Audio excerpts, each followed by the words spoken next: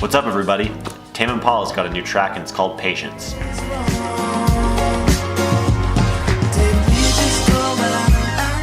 Now I've got to make the pun. If you're a Tame Impala fan, you've been very patient because it's been a long time since they put out a new song. But luckily they now have, and it's entitled Patience. That's why the joke made any sense. When you first put this track on, there's a lot to take in. You got piano, bongos, a little guitar, and of course the synths. And you got a great groovy beat with some finger snapping sounds in there even.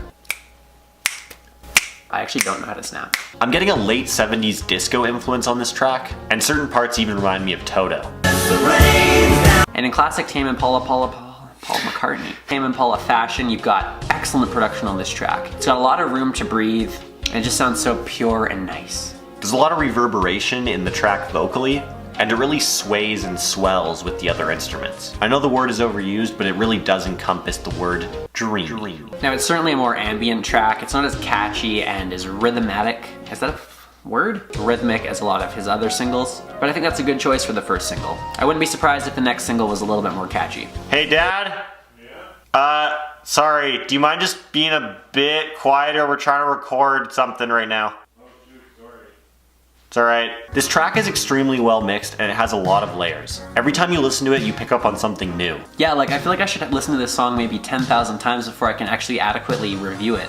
This song is very genre bending. There's a lot of influences from a bunch of different genres, but it's hard to nail it to one specific genre. Yeah, and because of that I feel like rock fans, pop fans, synth fans, basically anybody who enjoys music is going to find something in this track they'll enjoy. Also, if you're a fan of Toto, you're going to love this as well. Lyrically, this song sounds like a coming-of-age track. There's a lot of lyrics surrounding growing up and learning new things throughout life, as well as maybe some confusion as to whether to take the straighter, more easy path, or kind of take a harder path. Path that isn't quite as easy. And I really like how he's evolved the sound, but not to a crazy amount where this sounds like something totally new to alienate the fans, but it's also not an exact copy of something they put out previously. It's a nice evolution. Not too much different, but not too much the same. We of course expect this single to be the first of many for an upcoming album, but we're weary as to whether it will live up to the hype of Currents. Yeah, it's gonna be really hard to follow up that album. It was so good, it was so critically acclaimed, and it charted absolutely everywhere. It was a massive album. I feel like it's gotta be a lot of pressure for him to follow up this record, and also of course the fans are gonna have really, really high expectations after such a great album. I don't think he's gonna be able to do it. That kind of seems like a once-in-a-career album, but you never know. This track doesn't really answer that question, because while it's not a bad track, it really doesn't give us much to go off of. So we're just gonna have to see what happens as more singles are released. I'm gonna go ahead and give this track a 63.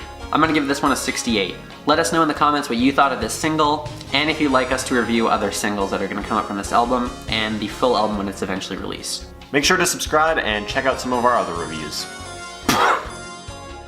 This is Oprah Winfrey. Subscribe's no responsibilities. Right the f*** now.